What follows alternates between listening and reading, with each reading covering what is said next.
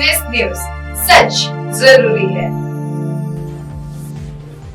नमस्कार, मैं हूं आपके साथ रोशनी और ये है MNS न्यूज नेटवर्क और आप देख रहे हैं MNS न्यूज टीवी।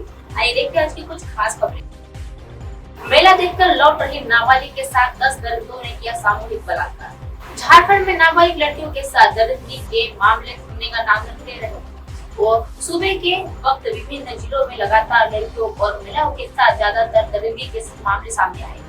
एक ही दिन में पहले गुमला जिले के एक नाबालिग लड़की के साथ सामूहिक दुष्कर्म करने के बाद अब झारखंड के पाकुड़ जिले में यह लट्टीपाड़ा खंड के एक नाबालिग युवती के साथ 10 महिलाओं ने गैंगरेप की वारदात को अंजाम दिया है।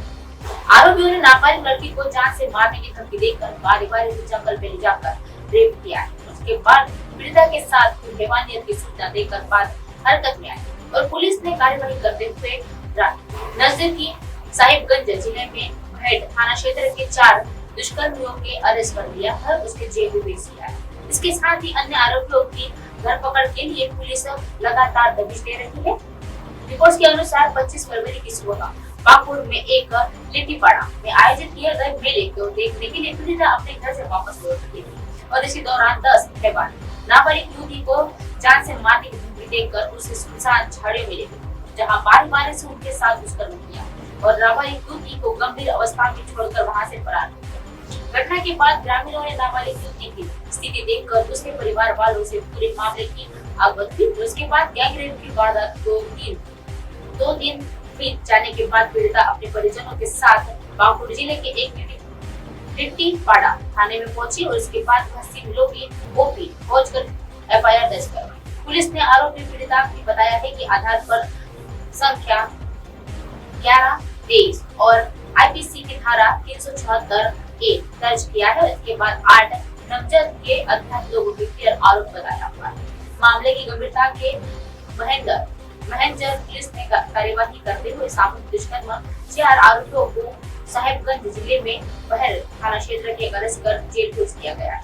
आरोपियों की गिरफ्तारी के लिए पुलिस लगातार छापेमारी कर रही है। पीड़िता से सामूहिक बलात्कार के मामले में SDPO जतिन कुमार विमल ने बताया है कि समलग्न OP के एक पुलिस अधीक्षक जघन्य अपराध के लिए शामिल सामूहिक हादसा है और इसमें मरकुश इब्राहिम सैमुअल साइकिल मुर्मू और अरेस्ट कर जेल भेज दिया हुआ। इसके साथ ही पीड़िता के सदर अस्पताल में भेजकर मेडिकल जांच करवाई गई है।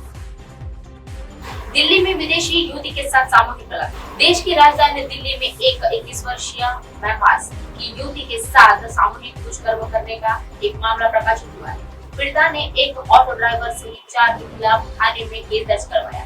आइए जानते हैं क्या पूरा मामला। आरोप है कि 23 फरवरी की रात ऑटो ड्राइवर ने बल्हा फुसलाकर उसके साथ बिठाया और उसके बाद मुंह पर कपड़ा लगाकर बेहोश कर दिया और उसे होश आया तो अपने आप को वह एक रूम में पाया। उसने ऑटो चालक ने अपने 3 साथियों संग मिलकर बलात्कार की वारदात को अंजाम दिया।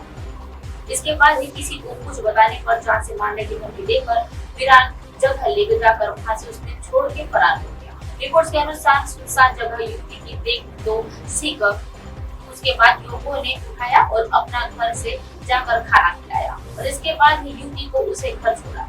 युवती ने अपने परिवार वालों को एक आपत्ति सुनाई और इसके बाद परिजन वालों ने कालिंदी खुद थाना क्षेत्र के अंतर्गत रिपोर्ट दर्ज करवाई है। पुलिस के अनुसार आरोपी की खोजबीन की जा रही है और दोषियों पर कड़ी से कड़ी कार्यवाही करने की मांग की जा रही है।